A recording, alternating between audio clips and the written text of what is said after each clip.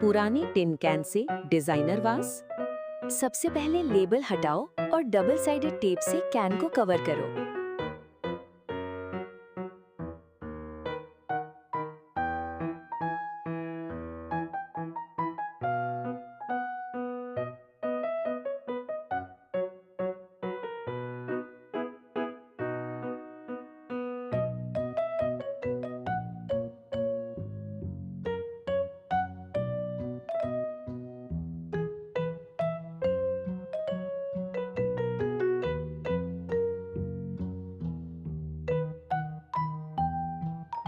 अब बस जूट रोप को टाइट कॉइल्स में लपेटना शुरू करें।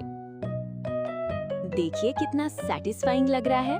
पूरा कैन कवर होने तक इसे लपेटते रहिए।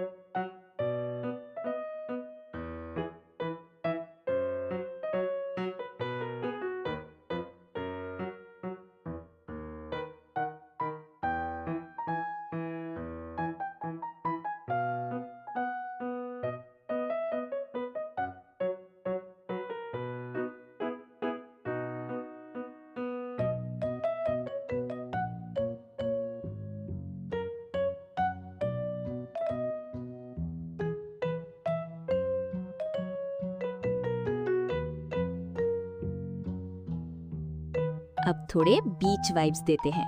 ग्लू गन से सुंदर सी शेल्स चिपकाएं।